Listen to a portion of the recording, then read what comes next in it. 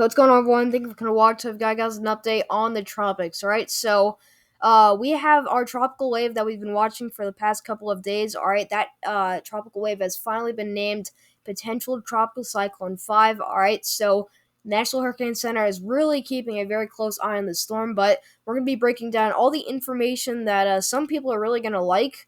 That we've gotten from the National Hurricane Center and the models. So to help me break all this down, I've got Davis Does Weather joining me tonight. What's up, everybody?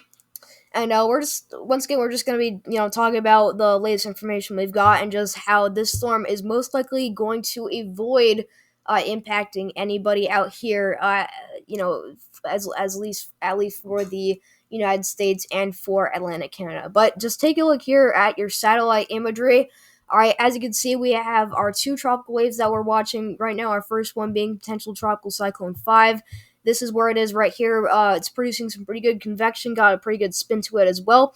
And just behind it, we've got a pretty good compact tropical wave, just kind of spinning around out here, producing some showers and thunderstorms. All right, I think that this could really be a storm to watch. Right, the models haven't picked up on anything related to this storm, but I really do think that just looking at it on satellite, this could really be a storm that even the National Hurricane Center could definitely make note of. So I just keep watching this, especially if you're, out here in the Caribbean. All right, because obviously this could definitely work its way over this region, but I really do think that we need to focus on potential tropical cyclone 5. So, other than that, we've just got a lot of dust that's north of these tropical waves, and this is our Saharan dust that we've been talking about for a while. It's still, way off the coast of Africa at this point. But it's worked its way north of where all these tropical waves are emerging and kind of moving through. So I think that this is definitely going to kind of just stay out of the way of these waves, and this is going to kind of get itself caught up in our area of high pressure that we usually see this time of year. And this is going to just stay north of where all these tropical waves are going to be. So I really don't think that this is going to, interrupt with the development of these tropical waves. But Davis, what are your thoughts on just take a look quickly at this satellite imagery? Yeah, so unfortunately, I don't think that dust will too greatly impact our tropical waves here. I definitely think that obviously potential tropical cyclone 5 could undergo some sort of rapid intensification, similar to the likes of what Beryl did. Now, that's not me saying that we're going to guarantee get a Category 5 hurricane. I'm just saying that in 2024 hurricane season, we don't know what to expect, so we need to keep our guards up. But with these sea surface temperatures being incredibly high and the wind shear being very limited, I think that system definitely has a chance to get going. The wave behind it that Mr. Storm did briefly touch on, I do think that we could see some sort of potential tropical cyclone out of that. But as of right now, I'm thinking it just kind of dies out. I'm not expecting it to do really anything too impressive. But yeah. All right, so we're going to head over here to our National Hurricane Center's homepage, and as you can see, we still have our X, but under it, we have the name 5. All right, so this has been named Potential Tropical Cyclone 5. They do this when a storm is just so close to being a tropical depression that they just want to make it clear to the public that there is a pretty much a 100% chance of this thing developing, so it's so close that they're going to go ahead and just give it the name 5. So this is a potential tropical cyclone. It's got maximum sustained winds at 30 miles per hour. All right, its movement is west-northwest at around 23 miles per hour. So this is moving fairly quickly for at least a tropical cyclone. But as you can see, what they're saying down here is that we have a high 80% chance of development throughout the next 48 hours and 90% in the next 7 days. So it's pretty much guaranteed that we're going to get a named storm out of this in the next 7 days, but it's a very high chance that this could definitely be a tropical depression in the next 48 hours.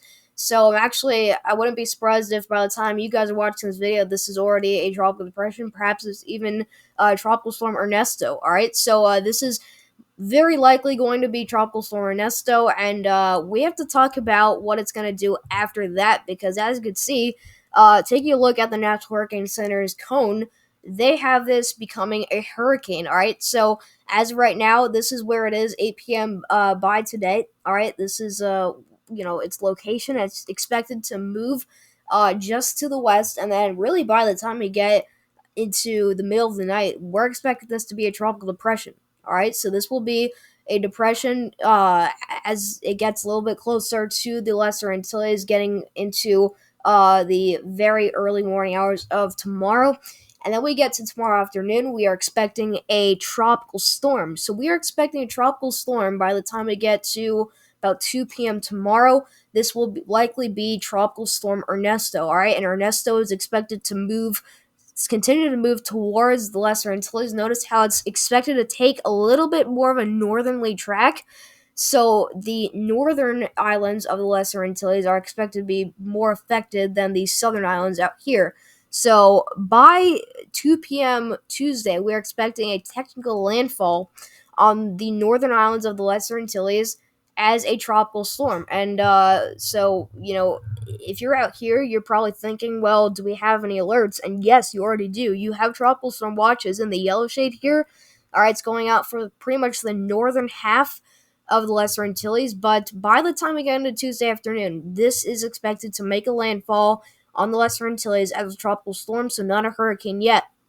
But just because of the size of the Lesser Antilles and the SSTs around them, we're expecting this to continue to strengthen, and it's not really going to have a hard time dealing with the terrain. It's going to continue making that, kind of northwesternly movement. It's going to go through Puerto Rico, and then it kind of, scrapes the far eastern coast of Puerto Rico, still as a high-end tropical storm. And finally, you see the hurricane icon. So we're expecting this to be just past Puerto Rico by the time we get to about 2 p.m. Wednesday, and this will finally be a near Category 1 hurricane by the time we get to midday Wednesday. Now we take this a day out from there, and we get to 2 p.m. Thursday. This is paralleling the Bahamas. Notice how it really takes a sharp northern turn. So it's going from moving generally west northwest to moving due north. All right, now this is paralleling the Bahamas, and that pretty much gives you the opportunity to say that the entire southeast coast pretty much is spared from the storm, and we finally get to Friday, and this is at this point has entered the cone of uncertainty, so this could definitely change. But by the time we get to 2 p.m. Friday, we'll expect this to be approaching Bermuda. All right, so Davis, what are your thoughts on and your take on just the forecast cone that has came out from the National Hurricane Center on PTC 5? I really think they did almost a perfect job, all right? The National Hurricane Center is obviously notoriously good at this. I mean, it's literally their job. But I do think that at the next National Hurricane Center update, whenever we see that cone go a little bit further out, I think that it could say major, because the final icon that we see there on 2 p.m. Friday, that is a hurricane icon for a Category 2 hurricane with 110 mile per hour sustained winds. Well, for a Category 3 hurricane, you need 111 mile per hour sustained winds. So I really do think that we could see a major hurricane Bermuda impact, as Bermuda is whenever we are expecting this thing to be at peak intensity. And again, that would likely be sometime this weekend. And yeah, I mean, anybody that tells you that this thing is going to the southeast coast is fake news, and you need to turn that off immediately, because there's going to be people that do that. I can guarantee you, with every single tropical system. They did it with Lee. They did it with, pretty much every single tropical storm that we've ever had in the MDR. So just make sure you're getting your information from reliable sources and listening to local officials. Yeah, definitely. Very well said. So, believe us, this storm is going to take a northern turn. This is not going to continue to move towards Florida in the southeast. You guys are fine. This is going to make that northerly turn, and we have model guides to back us up. So, if you're on the southeast coastline, you don't need to be worried about the storm. This is going to be a fish storm as far as what you guys are concerned about. But as you can see, our our numbers for hurricanes are that we need sustained winds between 74 and 110 miles per hour for a Category 1 or 2 hurricane. And then there's that major icon of winds in excess of 110 miles per hour.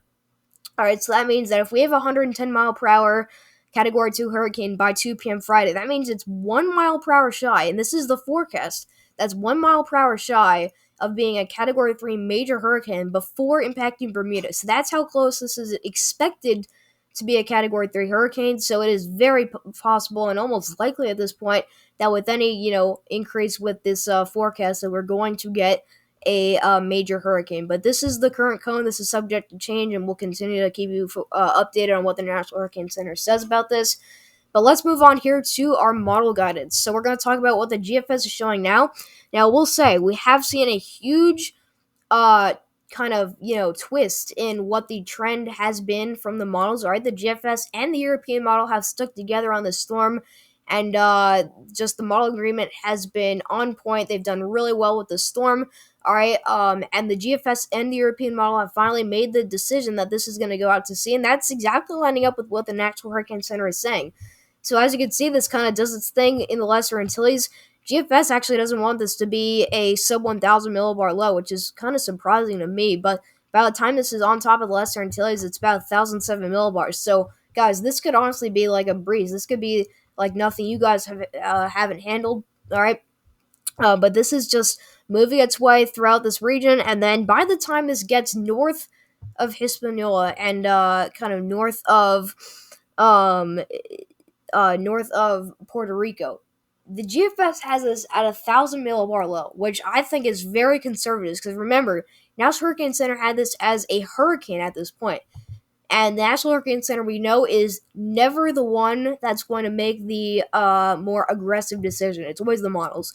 So in this rare case, the GFS is actually being a little bit conservative on the 18Z run. So we're going to take this back to the 12Z run, and this is where things get a little bit more legit, all right? So this is definitely more of a likely scenario where we're probably going to get more of around 1,000 millibar low instead of like an 1,005, 1,007 millibar low by the time this moves through the Lesser Antilles, but still not a very significant storm. But watch as what happens. This really goes down from a 1,003 to a 996 millibar low, and this is probably a mid to high end tropical storm at this point, kind of moving through Puerto Rico. And by the time we get this out to about 8 p.m. on Wednesday, this is already a 985 millibar low, 983, I believe. So that is most likely a high end Category 1 hurricane by the time we already get to Wednesday night, all right, Wednesday evening. And this is continuing to strengthen. It continues to move through this region. And look how quickly this really drops. All right, this goes from being 983 to about 24 hours later, 971. So this is going to take a huge drop in its millibar. So that means it's going to strengthen pretty considerably. And please note that this is moving right through the same exact area that the National Hurricane Center has their cone in. So that means that there's perfect agreement there. So we have a very strong hold on where this storm is going to go as far as the short to medium term. But this is paralleling the Bahamas. Notice how it has taken that northerly turn. So this goes to show you that this will not be moving over towards the southeast. So like Davis said, anybody saying that this is going to hit the southeast, that's a lot of whack. You need to ignore that, all right? But this is already a 965 millibar low just south of the just south of Bermuda. So at this point, this is looking like it's a high-end Category 2 hurricane. This is at the point where this is a couple miles per hour shy of being a Category 3 hurricane. This is a monster hurricane just south of Bermuda, and this is just bearing down on Bermuda by the time we get to Friday. All right, so this is 2 in the morning on Friday. We get to 8 in the morning. This is down to 963 millibars, so incredibly strong, dangerous hurricane approaching the Bahamas. I believe the Bahamas are right here. It's this little speck of black, if you can see that on the Bahamas. So I keep saying Bahamas, Bermuda. All right, so I apologize about that. But I will circle the area or kind of make a mark here. So that's where Bermuda is, and this storm is kind of just gonna continue its northerly track as a strong hurricane. And notice how it's even dropping more down to a 962 millibar low. Now, a big question is this going to make a direct impact and landfall on Bermuda? Now, we don't know that yet for sure because Bermuda so far is past or kind of north of where the cone of uncertainty ends for the National Hurricane Center. So we need to rely on model guidance at this point. But what the GFS is showing is that this is going to just go to the east of Bermuda. This is still going to give big time impacts to Bermuda according to the GFS, and this drops even more. This is now down to a 954 millibar low. So this is easily a Category 3 hurricane. This is a monster, major hurricane just off the coast of Bermuda. And this is just an absolute monster of a storm, and this just scrapes the east coast of Bermuda, probably giving some high-end tropical storm, low-end hurricane impacts because the direct eye and path of the storm does not go exactly through Bermuda. All right, but that's about Saturday morning. Yet this is pretty much between Friday evening and Saturday morning when this kind of does its damage on Bermuda. And what is it going to do after that? All right. Well, the GFS wants this to continue to kind of move north, and notice how it does get tugged a little bit closer to land. So you're thinking, if you're in Nova Scotia, you're probably thinking like, "Oh no, is this going to hit me? Do I need to freak out? Do I need to prepare for this?" Well, no. There's going to be something that's going to pick up the storm and throw it out to sea, and we're going to talk about that a little later. But this storm, it almost looks like it's going to kind of walk up to Bermuda, or sorry, up to Nova Scotia, and then kind of just run out to sea. And that's exactly what happens here. It gets dangerously close, and it's a monstrous 964 millibar low, 961, and then it just makes a sharp left turn, or sorry, sharp right turn, and it's just kind of gonna barely miss Atlantic Canada. You got Newfoundland and Nova Scotia out there, so very close to land, but the GFS is continuously having the storm avoid impacting anybody. And even the 18Z run, which we know is a little bit off today, still not showing anybody getting impacted other than possibly Bermuda. All right, so very solid model agreement there, or I guess I shouldn't say model agreement, but very solid kind of model runs here shown by the GFS. And it's just good that we're not going to see anybody other than Bermuda being impacted by this storm, at least for areas that aren't including the Antilles. All right. But you look at the European model, and before we do, Davis, just want to know your thoughts on the GFS model. Yeah, so I mean, again, the GFS, I kind of like the track that it's taken. And usually it is a little bit higher with the numbers and a bit more aggressive than a lot of our other models in the National Hurricane Center, pretty much in every event, but especially with tropical systems, right? So I just wanted to quickly mention that I wouldn't say that it's completely off the cards to see a Nova Scotia landfall. I do think that it's unlikely, right? But I wouldn't completely rule it out, right? And I do think that obviously, no matter what, it's going to come very close to Nova Scotia. So if you're in like Nova Scotia or Atlantic Canada, just make sure to stay tuned into the forecast here. The GFS is usually one of the least reliable models to look at tropical systems, which is one of the reasons we're taking a look at the European here. But it did end up having a surprisingly pretty accurate ending there with Debbie, so not bad at all on its part. But yeah, Yeah, so definitely agree with that. So, we're gonna see definitely two possible tracks with this storm. It definitely could end up still being a fish storm, could go out to sea here, but it could also still, maintain its track moving north, and it could try and sneak its way up here. We need to figure that out still, and we're probably gonna have to look at that a little bit later in the video. But what the European model is showing, which the European model has once again been another pretty reliable source. It's still not being aggressive at all with the landfall here on the Lesser Antilles, showing a 1,008 millibar low, even weaker than the GFS actually.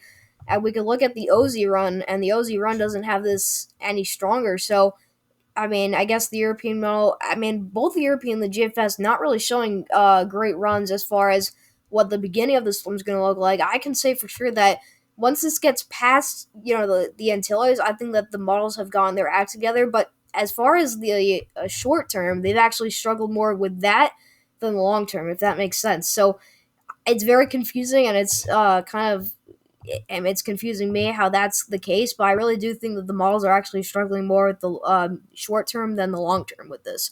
But what the European model is showing is that you're going to get that weak tropical storm, which I think is going to be a strong tropical storm by the time this moves through the Antilles, and then this is moving north of Puerto Rico, still 1,003 millibar low. Finally goes sub 1,000 by the time we get between Wednesday into Thursday. All right, and this is starting to make its turn north. Now, it's not undergoing any crazy intensification like the GFS was showing.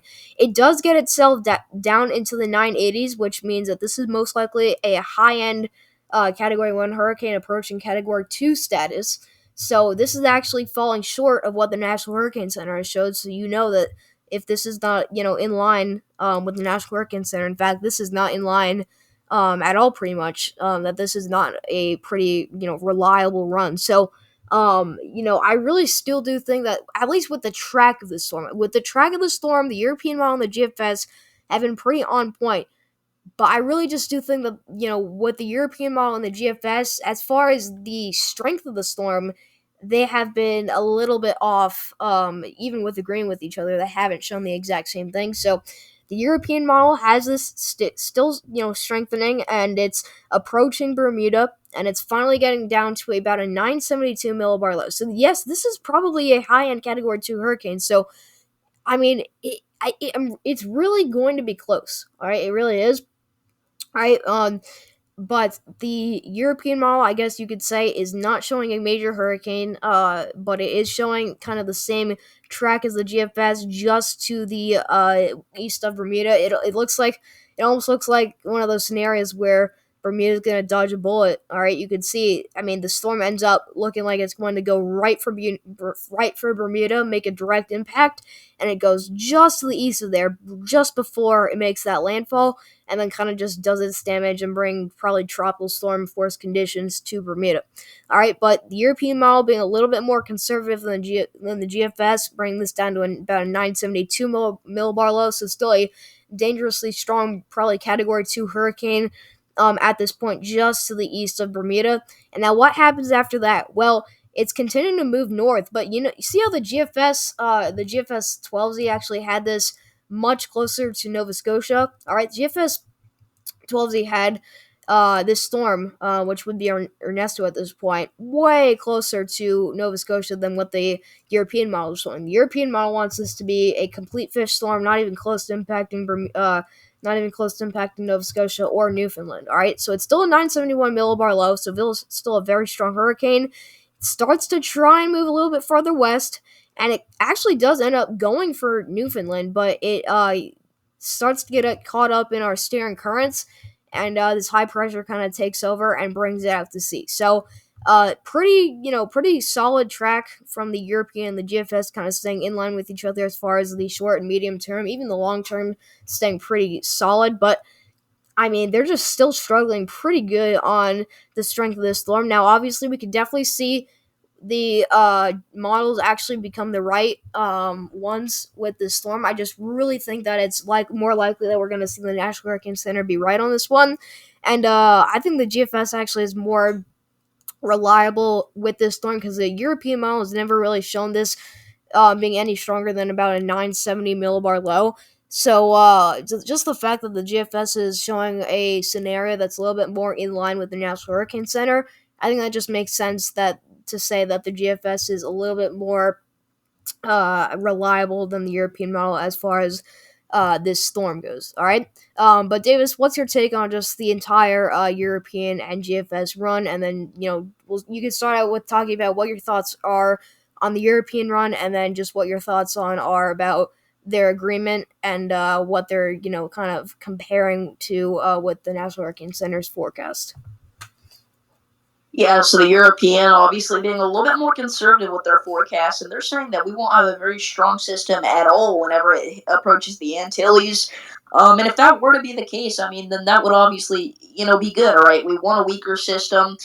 I do think that for the first time in a while, I'm agreeing a little bit more with the GFS than the European in this situation, because I do think that because of these record high almost SSTs and the limited amount of wind shear, there's really no reason at all that this system shouldn't strengthen quite a significant amount. I'm not saying that this scenario is completely impossible. I'm just saying that I think that it's a little bit more likely that that system does become a little bit stronger, kind of like what the GFS is saying. I do think that the European does have a possible scenario, and that would kind of be the best case scenario here, but we talk about best and worst case scenarios. You got to remember, they're both just as unlikely. What we want to know is the most likely case scenario. And I think right now, out of all the models, and even the National Hurricane Center, I almost like the GFS's track a little bit more than that. I do think that the National Hurricane Center is doing a great job, but they are pretty similar. They're definitely comparable. All right, I think that the GFS is a little bit more in line with what the NHC is saying. So the European could be the odd one out in this. And obviously, we do want to stay as far away from as possible from Nova Scotia. So that would be another best case scenario here that the European's painting. But I just don't think it's going to happen. So we'll continue to monitor the forecast. But as of right now, I'm leaning more towards the GFS and the National Hurricane Center than I am the European model in this situation. Yeah, so the European model, it's still pretty close to kind of showing the same scenario as the GFS and in the National Hurricane Center, but it really just does look like now that kind of getting close to that time frame where this storm is going to undergo its intensification. It really does look like the GFS and the National Hurricane Center both agreeing with each other on the track and intensity. It just kind of goes to show that the European model is kind of on a mind of its own, but just not too far away from what the National Hurricane Center and GFS model are showing. So we're gonna take a break from just the regular model runs, and we're gonna look at the ensemble runs. So we're gonna take a look at the GFS and European ensemble, compare both of them. So this is the GFS ensemble. As you can see, we got a lot of tracks that are kind of bringing this out to sea. All right, none of them, as you can see, are bringing this anywhere close to the East Coast. These tracks here, you don't need to worry about them. This is not going to happen. All right, as you can see, even if this were to happen, which this is not going to happen, you can X this out. All of these you can X out, but even if this were to happen, you can see they're all weak. So there's really no point in me saying that because they're just not going to happen. So these don't really count. It's what these that you need to worry about. So you got Nova Scotia up here. You got Newfoundland that it's off the map, but Newfoundland's up there. As you can see, all of them take this out to sea. All right, Bermuda's somewhere in here. Bermuda's like over here. Still kind of a split decision between a little bit more of a westernly track than an easternly track. All right, Bermuda's like right in the middle. But if this were to take more westernly track, I think this would put more of like Nova Scotia and Newfoundland at risk. Now, Nova Scotia, I think, is going to be a little bit less likely to be impacted by the storm rather than Newfoundland because it could still take that sharp turn and just barely kind of miss Nova Scotia, but still go up towards Newfoundland. That's certainly a possibility, and we've seen that with plenty of storms. So that could definitely be a possible, worst case scenario with the westernly track. Now, I'm more of agreeing with the easternly track, and kind of, I don't know. But I do think that just personally me, a little bit farther to the east would be more of the more, I guess, reasonable scenarios where we're most likely going to see this go out to sea. And so I think that if this were to happen, then that would kind of eliminate the chance of putting Nova Scotia and Newfoundland at risk. So we're gonna have to, continue to see what these ensemble runs are looking like. But as of right now, it's still pretty much a split decision between is this gonna go just to the west of Bermuda or to the east. And obviously some of them have this make a direct landfall in Bermuda. Obviously Bermuda is so hard to pick out on the map because it's just so small, but we'll continue to watch what these runs show because these are very important. Just looking at all the different members, at all the different kind of scenarios that these ensemble runs are showing. But I think that it's really looking likely that we're probably not going to see a Nova Scotia landfall. But like Davis said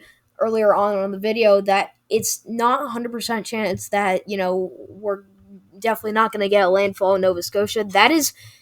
There still is a very small chance that we're going to see that. All right. So once again, all we got to do is just continue to look at model guidance like this. But as of right now, it's still kind of like a 50-50 decision between is this going to go a little bit to the west or a little bit to the east. We're just going to have to wait and see and try and figure that out a little bit later. Now we look at the European ensemble. Now the European ensemble, much more aggressive right out of the gate. As you can see, we still have kind of that split decision between more of an easternly track and a westernly track. But as you can see, Bermuda, it's actually right here, found it on the map.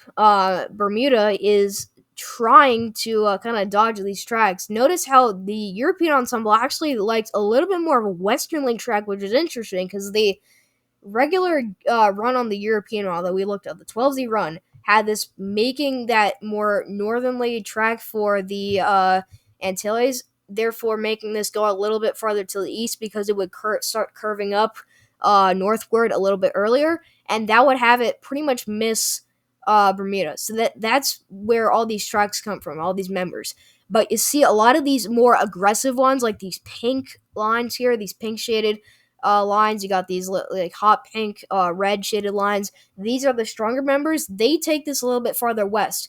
Okay, and this actually lines up, I would say, a little bit more with what the GFS National Hurricane Center show. That puts Newfoundland and that puts Nova Scotia at higher risk, and you can actually see two of these members, or three, I guess, do show this getting impact. Do show this having Nova Scotia get impacted by the storm. Now, it's a very weak signal when you only get three members out of however many we have here, showing that we could get impact to Nova Scotia. But that kind of just shows you that there still is that possibility, and that the models are still kind of showing a potential track that could favor the storm trying to head over to that region. Um, but you could just see that we still have a very big split between this going to, in some cases, way off to the west and east of Bermuda, or going kind of straight through Bermuda. I think we're just running out of time, and I think this is definitely going to tighten up pretty soon. But Davis, what are your thoughts on the ensemble runs? You could start out with the GFS and then the European model, and then just compare the two. But what are your thoughts just overall on these ensemble runs? Yeah, I mean they're honestly not too different. Again, those few little members there saying that this could go to Atlantic Canada on the European here. I like how they're keeping that in the realm of possibilities, right? Because again, we can't completely rule that out. And I know that none of these technically make a direct landfall on top of Bermuda, but do not pay too much into the specific intricacies of that. Bermuda, look at this. I mean, you have got them surrounding you, all right? None of them say that you're, completely going to get 100% missed by this system. All of them go relatively close to you. So, again, Bermuda, I'd be looking out. There's a little bit of disagreements of how strong it will be when it gets to Bermuda. But yeah, I mean, I think that the European out of the two, the European and the GFS here, probably is painting a little bit better of a picture. Again, hopefully we see those kind of lines that are going through the Nova Scotia area and Atlantic Canada. Hopefully we see those shift to the east, and we stop seeing signatures like that. But for right now, we cannot completely rule out some sort of Nova Scotia or Atlantic Canada impacts, in my opinion. Yeah, for sure. So, like David said, Bermuda's so small; it's just like a speck of black here on the map. So you really don't need to pay attention too closely to if these runs are these like tracks are showing this go directly through Bermuda. All right, so it's pretty certain that we're gonna get some sort of impacts to Bermuda. It just we just need to figure out where exactly the storm's gonna actually go.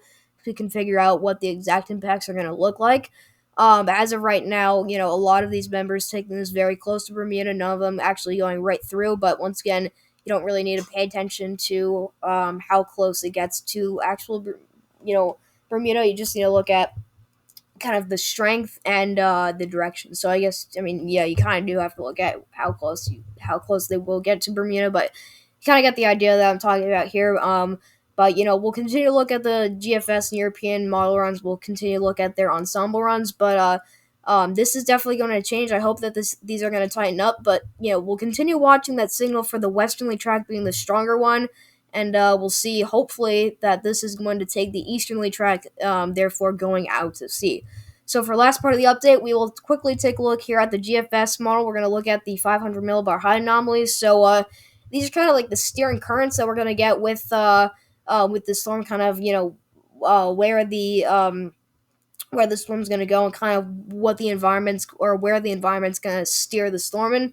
So as you can see, it's kind of moving its way through the Antilles, and now it's beginning to parallel the Bahamas. Now you've got this trough that's starting to dig down from the northeast, and this is going to slow down pretty considerably just in time, as if it's waiting for this storm to move north, and it's going to kind of pick it up. So the flow around this is that you've got kind of high pressure that's building up into Canada, and this is the jet stream. This is what the jet stream is looking like. So if you got the storm that's starting to gain latitude because it's strengthening, so it's a strong hurricane at this point, wants to gain latitude, it's going to want to get caught up in the jet stream, which is going to therefore bring it out to sea. So if that happens and this moves a little bit further south, that may actually bring this a little bit farther to the east. And that would actually have this being one more of the best case scenarios where this does not end up impacting land and goes more or less out to sea and could even go away from Bermuda. But Bermuda is right over here. All right, it's this little speck of black. I can try and point out if my marker works. But there it is. All right, keep watching where this hurricane goes. But where the GFS is showing is that it kind of shows this trough stopping, pretty much stalling. All right, and it's off the coast now, but all right, stalling to kind of just pick up the storm. It's weakening at this point, but it's picking up the storm. As you can see, the storm is now caught up in the jet stream and it's starting to slowly bring this a little bit farther out to sea. So you're watching this and you're thinking like, this is great. This is just gonna get caught up in the jet stream. It's gonna go out to sea. We don't need to talk about this. Well, look what happens. This trough dies out from kind of stalling almost over the waters just off the coast of New England. All right, and that's going to allow for the storm to kind of you know, move its way a little bit farther to the west. And actually, what this is going to do, or what this trough is going to do, we get a second trough that's starting to dig down here into the eastern U.S. What that trough is going to do, it's going to try and pull the storm a little bit farther west. So we may see, after the Bermuda impacts, this storm try and go a little bit farther to the west. So this is very confusing. It's very specific that we're talking about. But this is what the jet stream is looking like. You got the flow around this moving like this. That's the jet stream. So if this catches up to the storm in time, this could actually bring this towards Nova Scotia. That is certainly a possibility because this trough at this point is so far away and so weak that it can't really do much. And then you've got a little bit of ridging here that's going to try and keep this a little bit further south. So this could definitely block the storm from entering areas near Newfoundland and Nova Scotia. So what happens after that? Well, this gets much stronger and completely blocks out Atlantic Canada, Newfoundland, and Nova Scotia, all from getting hit by the storm, and allows us to just barely go out to sea and not end up impacting anybody. So this is going to get very close to making direct landfall in Bermuda. Obviously, got to wait and see until like the very last few days until we can actually see where this is exactly going to go. But we still need to continue to watch these signals for this potentially impacting Nova Scotia or Newfoundland, or just going out to sea. We're just going to have to continue watching this map here, but this is very interesting to look at, and it's going to be very crucial to look at when we need to figure out kind of the steering currents for the storm. We need to figure out where the storm's going to be headed to, and where the storm is kind of going to go. All right, after it does its damage out there in the Antilles. So that's all I got for you guys. Thank you for kind of watch. Go subscribe to Davis. All right, be sure to turn on notifications. Go subscribe to him for live coverage, live severe weather coverage. He'll be doing coverage if any tropical cyclones end up making landfall in the United States. Once again, that's all I got for you guys. Thank you for kind of watch. I'll see you guys in the next video.